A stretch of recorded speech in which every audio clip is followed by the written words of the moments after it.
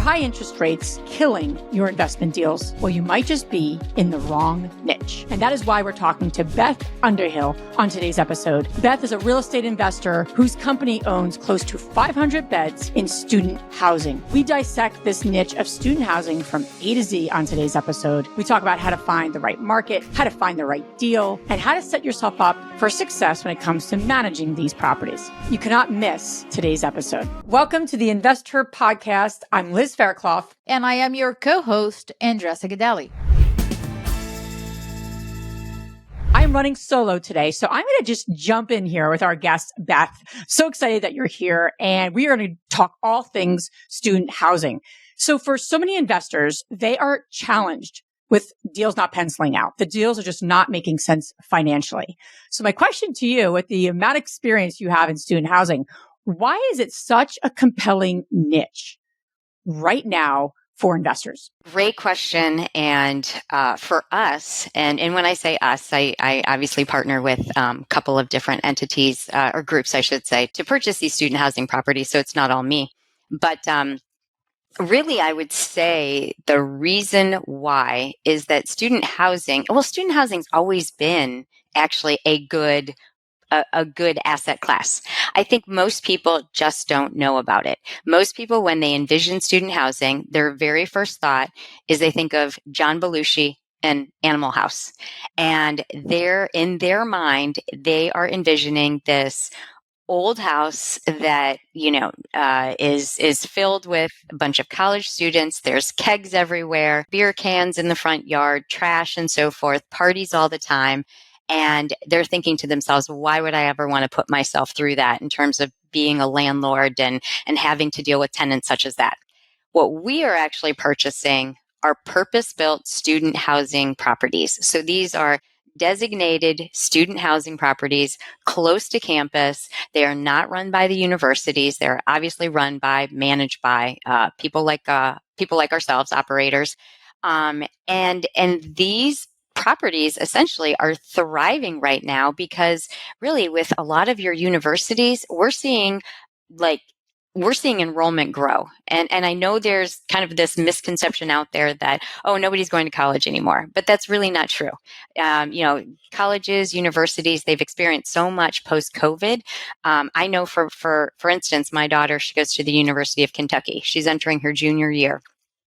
Her freshman year, they did not have enough on-campus housing for all of the incoming freshmen. So guess who was the beneficiary of that? It was anybody who owned off-campus student housing properties. So we're just seeing this uptick in student housing properties. Where we like to focus, we like the SEC market. And the SEC market, of course, is related to athletic programs. And the SEC schools always have strong athletic programs. And as a result, you're just going to see these students flock to those programs. And sometimes they're flocking to the programs simply because they want to be a wildcat or they want to be a gator. They want to be a bulldog. They're going where all of the excitement is. I love it. There's so many questions just to pull from that answer Sure. that you just said. So I love it. So in a lot of ways, I think you said something really important, that so many people, their deals are not penciling out. Part of the reason their deals may not be penciling out is not just because of interest rates. It also can be that your customer, right? They don't, for what you need to rent it for, there's no customers to yield that, meaning it's not the right asset to buy or it's not the right market. So many people are just like, the interest rates are high, and that's why it doesn't make sense. Well, yes and no. It really depends. And what you're saying, and you're really zoning in on it very, very, very powerfully, is that it is about the market and the housing shortage, right? And solving a problem from more of a macro perspective versus it just my deal's not penciling out. And so I just love that because I really want to dissect student housing. I'm personally and selfishly incredibly curious about this niche. So all my questions are just selfish for me and hopefully some people will listen. But so let's dive in a little bit about, because you said a few really important things. Let's talk about the market. Mm-hmm. Now, obviously, I would have gleaned that that the market are where universities are. But I also think strategically, knowing what I know about real estate, not all university towns are created equal. So to your point that you just said, you said the not the SEC, you said SEC. Mm-hmm. It is SEC, the SEC. right. And what does that stand for? Southeastern Conference. Okay. And now what does that mean though? Again, that just speaks to an athletic. So athletic programs are grouped as like Big Ten Conference, the Pac-12, the SEC. So the Southeastern Conference, think as far south as the University of Florida or the University of Alabama, and then as far north as the University of Kentucky. Actually, the University of Kentucky is the northernmost SEC school, and I don't even consider Kentucky really south, so to speak, probably because it's so close to where I live, which is Ohio. Now, is that a line? Because I'm always coming at it from a multifamily perspective. So, you in so many ways, the Southeast has been where we focus. So we have multifamily in Kentucky and North Carolina. We're very interested in those markets and have grown our portfolio there. Is there a similar path of saying, okay, we focus on college towns in really the Southeast, similar to what you're saying, for similar reasons, different reasons, or they just it's just ironic that I'm curious to get your insight because I know you also invest in multifamily. One of the reasons that's a driving force to where we actually will focus has a lot to do with scholarship programs by states. So for instance, Georgia, where we have several assets, they have an in-state program. It's called the Hope Scholarship. And we are seeing that some of the colleges and universities, incoming freshmen, as many as 98% of these incoming freshmen are receiving these Hope Scholarships. Essentially, they're being paid to go to school. So as a result, hypothetically, let's say mom and dad have earmarked, X number of dollars for college tuition. All of a sudden, that number has changed because Susie received a scholarship to go to the University of Georgia.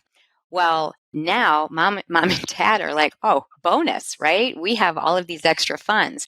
And as a result, they are going to ensure that Susie now is put up, if she needs to live off campus, either first year, second year, however that works out, she's going to live in a pretty decent place. And so they're going to spend that extra money on a lot of these purpose-built student housing properties. Now, some of these purpose-built student housing properties, it's a wide array in terms of amenities that they offer.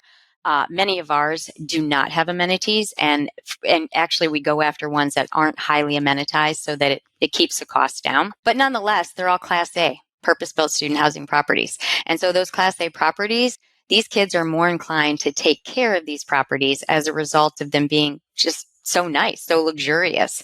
And then, of course, the fact that mom and dad are signing on the leases, something happens, who's going to be paying for it? Mom and dad will be, but who's going to be hearing about it? Mom and dad are going to be yelling at Susie or Joe or whomever, if they've damaged property and whatnot. So it's a very interesting, scenario, but yes, we are going after properties that really are in markets in which some of these students are, through scholarship programs are able to spend those dollars that they would have spent on tuition can spend it in other places. I've never heard that before, to be honest. And I think that's a very strategic, very smart, very strategic.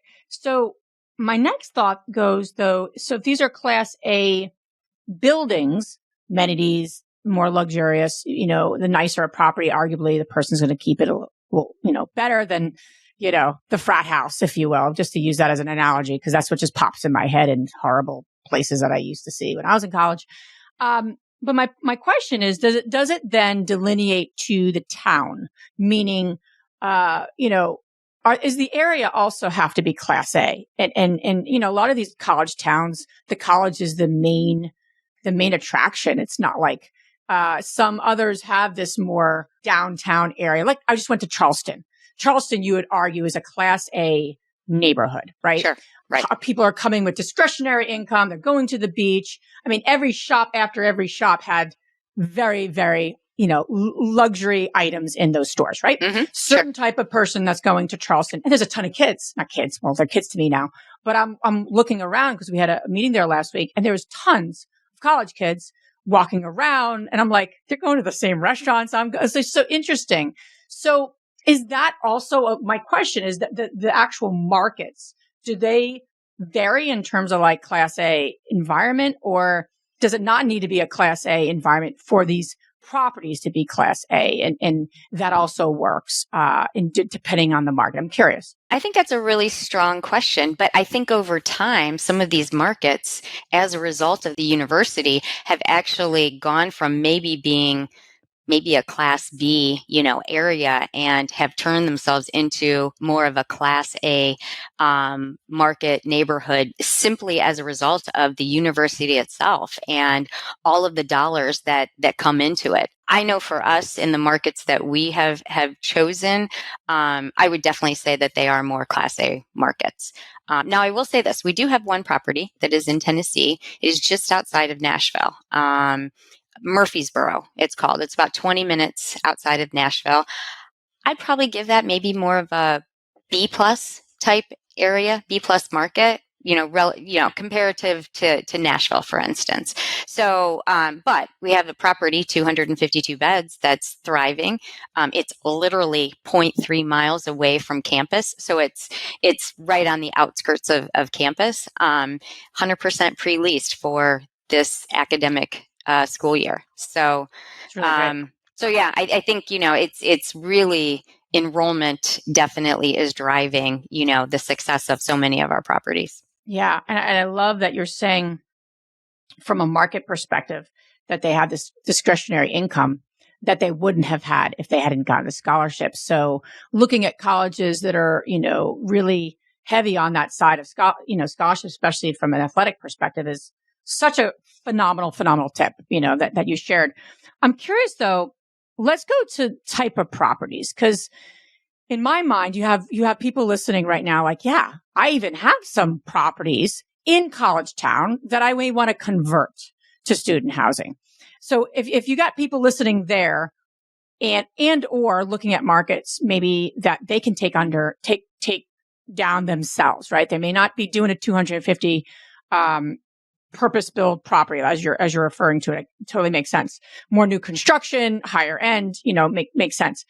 Could they still participate? Is there a place for them in these markets? Meaning maybe less than 10 units, close to campus, and it's student housing. Oh, absolutely. And honestly, my daughter, who is, as I mentioned earlier, entering into her junior year, she's actually living in a house that is 3 blocks away from her campus. And it is a house that has 5 beds. And this is student housing. The entire street, as a matter of fact, is student housing, but they're houses. And so, people are turning 4-bedroom, 5-bedroom, 6-bedroom homes into student housing, which is a very popular trend right now outside of student housing, essentially pad split, co-living. So it's kind of interesting to see this trend that's happening, that's already been happening for a long time. Right. It's not like a new trend. Yeah. Right. It's not a new trend at all. Yeah. But the reason that people we had a woman on a few episodes ago, I'll put it in the show notes about co-living and how she's managing it and how she's doing it. And, cause the immediate thought is it's a management nightmare, right? Cause then you're renting by the room. And also I'm curious about from a lending perspective, because I was actually talking to a lender the other day and they say you have to be really careful because that's now more of a, concern for some lenders. They don't want to rent by the room because that just sounds like a whole other nightmare for the lender. So, but I'm curious though, from the perspective of, the beds and stuff. So say someone wants to look, they live outside of, they live in, in this southeast area, or they don't live and they're considering an area. They see this upswing in the colleges and it kind of meets the criteria that we've talked about so far. How do they go about ensuring that the property can be converted to there's some cities that, can only have two rooms that could be done in that house. Meanwhile, there's 5 bedrooms and you're like, okay, that doesn't make any sense for that area. So how do you assess the area to ensure student housing there's regulations or not regulations? Is it similar to like short-term rentals where if there's no regulations, that's a problem because there's no one doing it? Or that there's regulations that are fit friendly to people wanting to do that strategy. So how would someone who's new to this niche assess if they can do it or not? And how can they? Sure. Probably, first thing first is do some research, see if there are ordinances, regulations within the area that you're looking at. I am not aware of any that necessarily like stop individuals from doing this sort of thing. And I think especially if you're near a college town, you're probably not going to see a lot of restrictions surrounding something like that. So I would do some research, number one. I would talk to people, talk to neighbors, talk to, people in and around the area. Find out if there's anyone else, if you've seen a couple of different properties, talk to realtors. Actually, realtors might even have a good pulse on something like this as to like areas that might work well. Obviously you want to find things that are close in proximity to campus. The closer you are, the better, your chances are going to be that you'll be able to rent, this house to students and so forth. The further students are away, we generally see that they're not as inclined to engage on campus, like drive to campus and so forth. It makes it more challenging. So, you do want to be as close to campus as possible. But yeah, I think of my daughter right now. She's living in a house, 5 beds, paying $600 per room or per bed, per room, however you want to look at it. There's 5 bedrooms. The landlord, she's had this house now probably for, I think I looked it up online, 20 years. So more than paid off, and it's a legacy house. So, and really, if you can actually find a property and make it a legacy house. And a legacy house is essentially, my daughter's part of a sorority. So what that means is in 2 years, so she signed a 2-year lease for her junior and senior year. After her senior year, there's going to be girls who are living in the house right now, sorority house right now, that want to move off campus. And they're just going to keep kind of cycling through everyone from that same sorority, through this house. So essentially, this property is going to continue to generate income for as long as this particular owner is going to hang on to it. And she will always have a pool of girls, of college students to pick and choose from. Let's talk about, okay, I found this property, it's a single family, has 5 bedrooms. It's not set up by rent by the room yet, which, consists of making sure there's locks on the doors and different kind of pieces of that puzzle. How would somebody walk a property and say, this is great for student housing, besides it being close? And let's, before I ask this question, close to proximity, I want to be really clear. We're talking what like mileage, half a mile, quarter of a mile? What are we talking? I would say within a mile from campus. Within a mile. Okay. Good rule of thumb. So, all right. This property is within a mile of campus, and I'm assessing, how do I ensure and how do I underwrite and ensure that this is going to make sense? Is vacancy different, right? Because it's not or how do you what are the first steps in kind of underwriting and ensuring the deal makes sense when you're new to this niche? Sure. So that's a great question. Now, I will preface this by saying all of the properties I've ever underwritten have been ones that or like 100 plus, something right, a little larger. Right. Yeah. So doing something smaller, and certainly run the numbers on what a mortgage is going to cost on this particular property. And that's really going to, your mortgage, taxes, insurance, run all those numbers. Obviously, utilities are going to be paid by the tenant. So you don't need to factor that in. Obviously factor in any maintenance that may need to be done on a monthly basis as well, like snow shoveling, garbage, and things along those lines. So sum up all those numbers, and then figure out per bed just exactly how much you would be able to get, and that's going to come through research, talking to other people. It's so funny because once I started telling people that I was involved in student housing, I had more people tell me, oh yeah, I used to own some student housing near X, Y, and Z university and so forth. So talk to other people because you easily can find out what the going rate is. And let's say you do have 5 rooms, for instance. Multiply whatever that going rate is by 5, do the math, subtract, and you'll be able to see, oh, okay, great. Like we can get, and I think what's interesting is that like when you think about renting a room to 5 people, for instance, if we have a 5-bedroom house versus renting it to one family, you ultimately are going to get more from 5 people than you will from one family. And that's just based off of rates. It's definitely a viable option. But yeah, run the numbers and just make sure that you've factored in everything. I mean, everything that you would need to factor in for just Any type of deal, yeah. any type of deal, any house, really. If you're buying a house, what's this going to cost me every month? But the income shifts because it is by person, not complicated, but you want to almost look at, for what you're offering, just like anything, right? What product you're offering, what is the average, what's high, what's low, and what, how close is the property, all the things we would kind of consider, because rent shifts, rent changes, especially if I would imagine there's always a play, just like in anything. If you have these purpose-built properties and maybe they're going for 1,000 for that single room, there's a place for the smaller properties, less rent, of course, because you can't demand the same rent as something that you're probably building. But you're solving a problem too because of X, Y, and Z and people's budgets and things of that sort for arguably a good property. So you want to look at supply and demand always. And people forget that. It seems like such common sense in our business, but it isn't for a lot of investors, especially. So what's happening, and if there is if there's high demand and low supply, that's thumbs up, right? Because you're going to be part of the solution to everything you just said, Beth. I'm curious though, management. How much of a line item do you put in management? I'm assuming at the size properties you're dealing with, do you guys have your own management company? Do you outsource that? Like, how do you set it up? Several of our properties, we actually have a property management company that is handling. And these are student housing specific property management companies. So that's all they deal with. There, 2 of our smaller properties, we actually self-manage.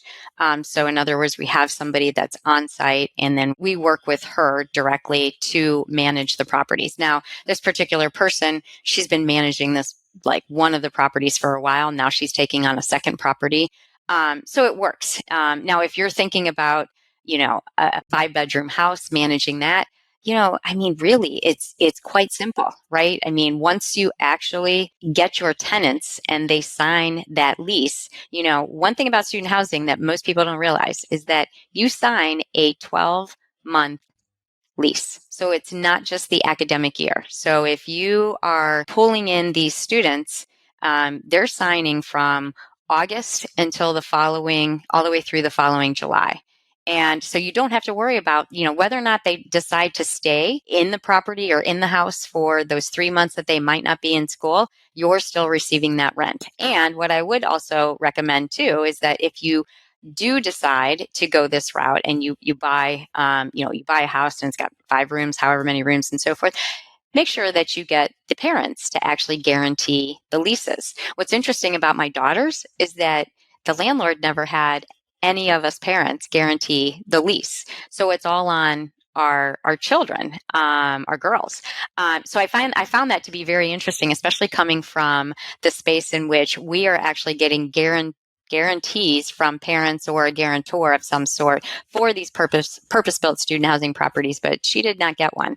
But I would highly recommend that if you want to go into student housing, get those parental guarantees. So are there people who are actually putting together student housing? They have a property. They want that to be the niche that they focus on.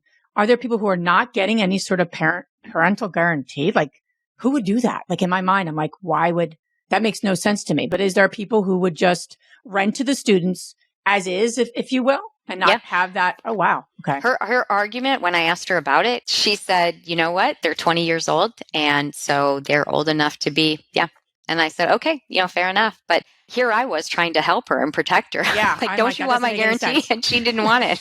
I thought, okay. Would you do that through grad school? You could argue that grad students are there to study. They're a little more, serious. Or is it just the rule of thumb, would you say, from, more of that, 4-year college? No, as a matter of fact, grad students, we welcome grad students. In fact, one of our properties, probably caters more to grad students. Mm-hmm. Which is a whole other kind of niche within a niche, right? Right. Which is interesting. So rookie mistakes, I'm listening to this and I'm like, I need to buy a property and focus on student housing. I'm intrigued. All right. I'm letting go of Animal House. All right. I'm really intrigued. How do I set myself up for success from a management perspective in the sense of they're renting by the room, but they're still sharing common space, right? Whether that's the kitchen, there's a maintenance piece, there's a management piece that's still there. Now, the on-site manager that you have, I'm curious to understand that. How many units is that for? Rooms. I'm out of the vernacular. How many rooms is that for? That is actually 126 beds. Okay. Beds. Excuse me. Beds. Sorry. Gotcha. I know. I'm like a door. I'm like the multifamily person. I'm like, what do you call it? Okay. So 106 beds. You have an on-site. 126. 126. Excuse me. 126. So folks listening may not be starting with that type of property, right? Probably not. Where does it make sense? Like if you had a 5-bed property, if you will, you're looking to take, to buy that, to manage it. What do they want to do from a management perspective so they set themselves up for success? First things first, come up with a legal agreement that you feel most comfortable having that protects you. That really protects you and that protects you and the students. I think that's going to be the most important thing.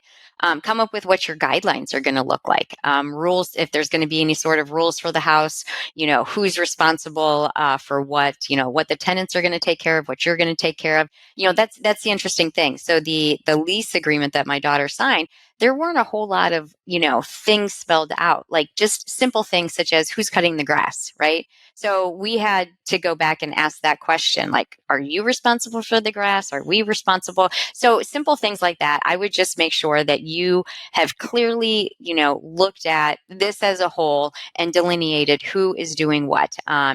Focus on your lease agreement and then really start marketing. Start marketing to, and you want to start marketing. Ideally, the best time is to start marketing as soon as school year begins. You want to market for the following year because we have students already signing lease agreements, right now for next year.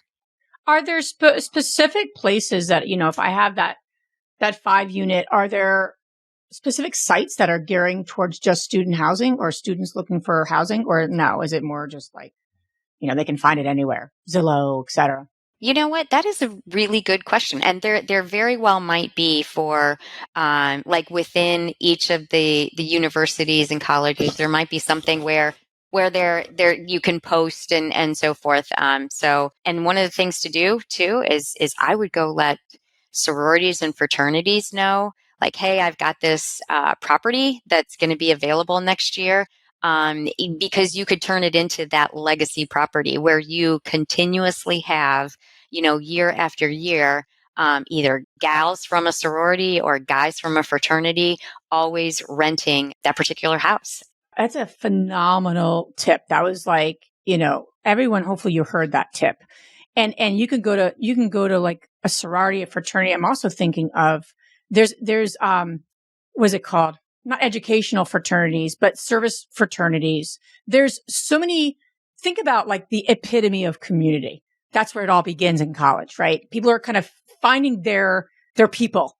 And there's so many of those groups that you can, beyond the sororities and fraternities, which makes complete sense because those folks tend to live together. But I would imagine there's other groups on campus that are also continually graduating people and bringing people in. And it's like this really close knit kind of group that stays in touch with each other. And there's like this kind of community feel in a sense. And they're looking for that beyond the, because some universities might have, cracked down on certain sororities, fraternities, but there are different groups of people who are coming together in college to support each other and to like kind of, they're their people, if you will, always. And I think that's such an astute way to find customers is to really, niche down to one or two of them. And that becomes your client base. That's brilliant. Because there's always going to be people coming in, especially on the sports side, to your point, because that is the piece that you started the podcast with, which I thought was also super brilliant. Are there groups there that you can tap into, the athletes? And that's super brilliant. There's so much more I want to ask you, Beth. So there's got to be a part two here. I mean, there's more to dissect. 'Cause I think it is now more than ever, and it has been around forever, that it is a niche that, if done right, again, can yield great return, both for yourself and also serve a need, which is the key to real estate investing. So thank you so much for being on, Beth. How can everyone listening learn more about all the great things you're doing and projects you're up to? Well, first off, thank you for having me. And you can find me on Instagram at Investing with Beth, on TikTok at Investing with Beth. You can go to my website, read more about me, investingwithbeth.com. If you want to text me, 513-470-1078. So always happy to chat with anyone, especially if you're getting started, if you want to know more about student housing or just anything about my journey. Very cool. Thank you so much for being on our show, Beth. Really appreciate it. Thank you.